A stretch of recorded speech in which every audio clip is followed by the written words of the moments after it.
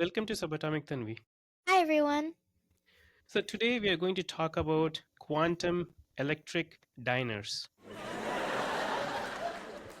I think you mean quantum electrodynamics. What? So I practice saying quantum electric diners for nothing? I guess so. Sad. But anyway, what is quantum electrodynamics? So, quantum electrodynamics describes the interactions between light and matter. Can you give me an example of how quantum electrodynamics, or should I just say QED, works? Okay, so imagine a basketball court. So the ball is an electron, and the players passing the ball are photons or particles of light. So, in classical physics, the ball or the electron would be in a specific position and traveling in a specific path. But in the quantum world, things get much weird. So, instead, the ball or the electron is found in many different positions, traveling in many different paths.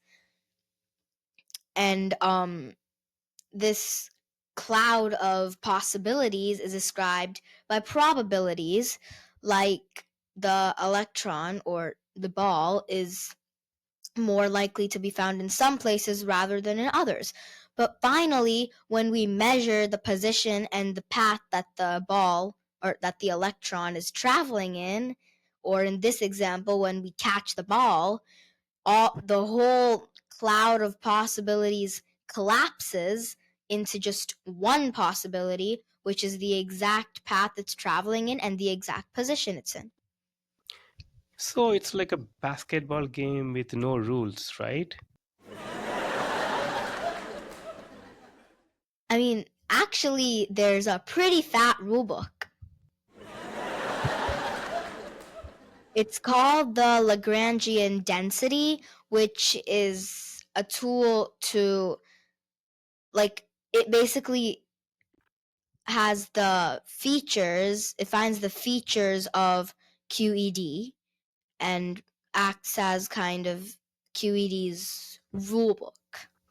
Got it. So the Lagrangian density accounts for the rules in the basketball game, but how do I know where to find the ball? So this is where the perturbation theory comes in. So the perturbation theory is basically a mathematical tool used to find approximate solutions to equations that are way too complex to derive, like exactly using probabilities. That's so cool. Now I want to draw a quantum basketball court. Well, you can actually do that, and let me make it a lot easier for you. It's called Feynman Diagrams. So they're diagrams invented and named after Richard Feynman, and they describe the interactions between light and matter. Wow. Can you simplify that? How does it actually look like with an example? Okay, so imagine you're playing billiards. When you hit the cue ball, um, the cue ball bumps into another ball. A simple interaction, right? But at the atomic level, or even at the subatomic level, even smaller, when you hit the cue ball and it bumps into another ball, the interaction is shown by the exchange of photons. So the Feynman diagram helps us envision this more effectively. Got it. This makes me curious though. Can we actually see a Feynman diagram? Because my mind is filled with random interpretation of how it looks, and I'm pretty sure all of them are wrong.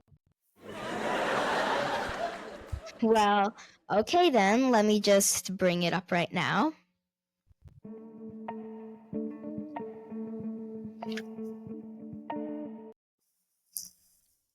Okay, so this is the Feynman diagram. It shows the interaction between light and matter. So basically, the electron interacts with a photon, which is represented by the symbol gamma. So the electron interacts with a photon and releases a positron. And then over time, this T is time, over time, the over time it eventually releases a quark anti-quark pair, and that pair eventually releases a gluon, which is a boson, a force carrier boson. So, this E minus over here is the electron. So these are the parts. That's the electron. This S is the center of mass energy. I'm sure you're all wondering, what is that? So the center of mass energy is the total mass of the energy of all of the particles in here combined. And then this E plus is a positron. The T is time. Like I said, over time, it turns into the pair, right? So that's time. This Q is quark, and then this Q with the bar on top is anti-quark. When you want to say anti-quark, remember to put the bar, because if you don't, it's the exact opposite, a quark. And then this G represents a gluon.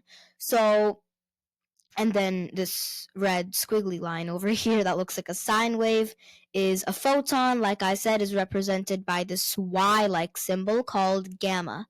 So now let's talk about the process. So first, the electron and the positron annihilate, meaning like they both get eliminated, they're out, they both annihilate, and then they produce a photon, gamma. They produce this photon over here, and then 3, the photon becomes a quark anti-quark pair, and the anti-quark, which is this side of it, this one, emits a gluon, which is this yellow squiggly line.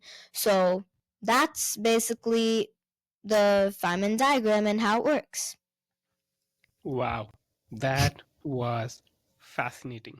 Thanks for another awesome episode, Subatomic Tanvi. You're welcome. Bye, everyone.